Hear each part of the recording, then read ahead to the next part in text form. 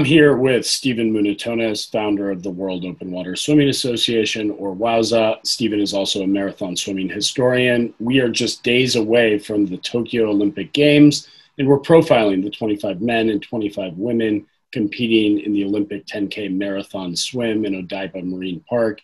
Today, we're talking about Mario Sanzullo. Stephen, tell us about Mario. Yeah, interesting. Mario is the polar opposite of his Italian teammate, Gregorio Poltronieri. So Gregorio's so fast in the pool. And, Mario, he's not so fast at this, compared to these guys at this level. So, you've got a guy like Gregorio, who's a 14:33, 1500 meters freestyler, closing in on 7:40, the world record world record in the 800. And then you got a guy like Mario, who is an 8:06. I mean, that's more than 20 seconds behind on an 800-meter freestyle. 20 seconds behind is 2/3 of a 50-meter pool. Yet Mario is right there. Mario is a waterman.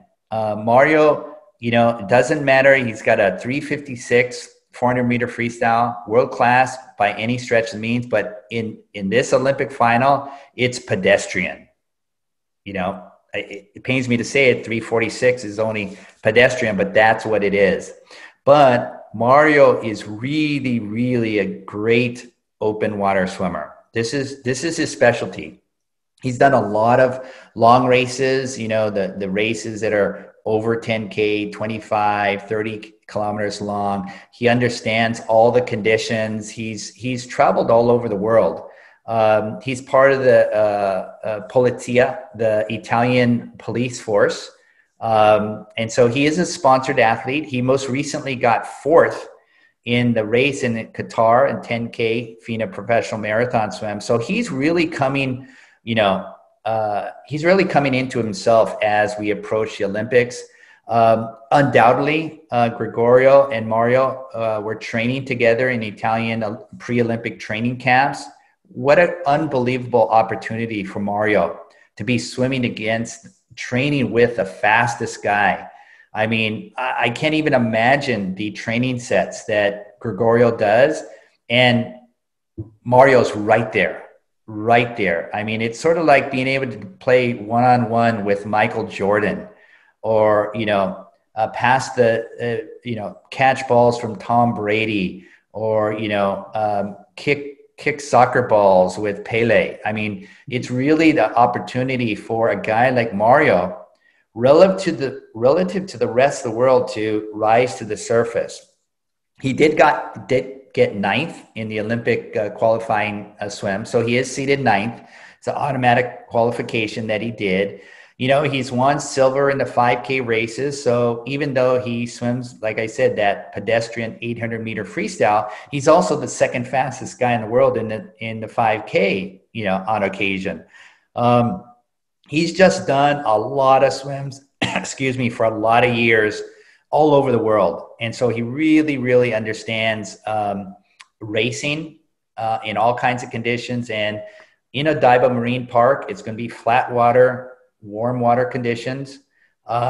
We have no idea really how they're going to swim, but Mario is prepared for every condition. And for that, I like his chances. Really interesting, Stephen. So not a world-class pool swimmer in terms of his times and relative to the field or even his own countrymen. How's that going to impact his strategy? How do you swim? You say he's experienced waterman, the intangibles are there. How does that all factor into his approach in Tokyo? Yeah. So one of the intangibles is Gregorio swimming. If Gregorio gets, let's say, a gold in the 800 and 1500, that momentum is definitely going to carry him. What did the Italian coaches do? I mean, did they ask Gregorio to, let's say, protect Gregorio? Do they have him lead him? Do they have him swimming next to one another? That's an interesting thing. All the swimmers are individuals. They all dream of Olympic medals. But really, what are the Italians going to do? We have two Germans in the race. We have two Frenchmen in the race, and we have two Italians in the race. You know, then we've got, you throw in the American, throw in the Dutch guy, you know, throw in all the Spanish guy, etc. But, you know, when you have a teammate there, it makes everything easier. So we're talking about Gregorio has to, you know, really be on top of his game over a week. But now Gregorio has a teammate in Mario. Mario has a teammate in Gregorio. I think together that makes them both stronger than they normally would be if they were a solar swimmer, meaning the only representative from their country. Stephen, you've been tracking this sport since virtually its inception. And tell me, what examples are there of teams kind of playing off of each other and utilizing the team dynamics, whether it's pacing or, like you said, protecting? Have there been good examples of that in elite competition? Oh, absolutely. Absolutely. I mean, the most visible and famous example was in the inaugural 2008 Beijing Olympics, when you have Cassandra Patton and Carrie-Anne Payne. Cassandra was the more accomplished swimmer if you just look at her FINA professional marathon swimming career. Carrie-Anne Payne she was mostly a 400 IMer. Carrie-Anne Payne didn't like the physicality of the competition. So the British swimming coaches decided they were going to push the pace. They were going to have Carrie-Anne Payne and Cassandra go out ahead. And those two led the pack for much of the race. Now, they ended up getting silver and bronze. Fantastic end result. But that's the kind of thing where the coaches look at the two athletes, see how complementary they are. And the most important thing is they're two separate and distinct athletes. Both of them dream of gold. So, you know, can a coach ethically ask one athlete to sacrifice their potential gold for another athlete?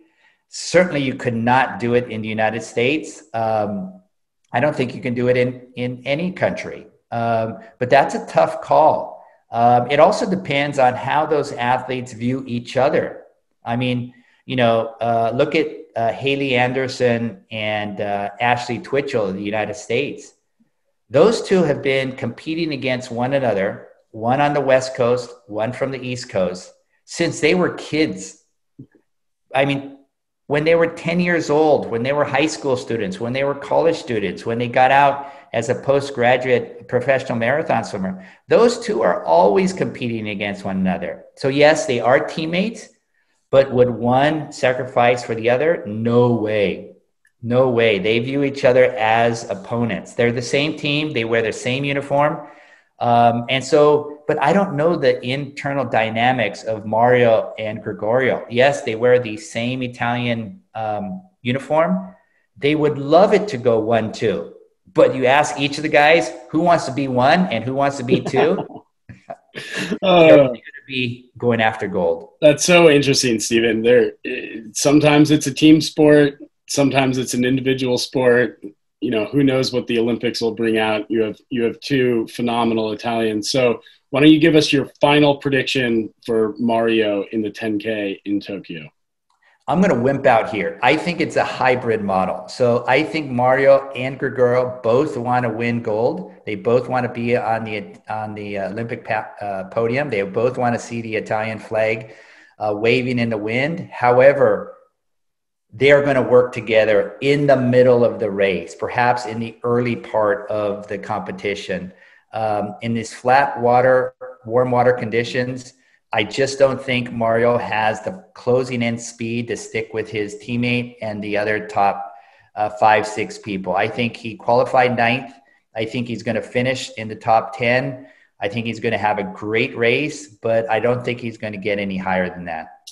All right. Well, you're making me excited to watch this, Stephen. It's going to be a fun race. Thank you so much. You're welcome.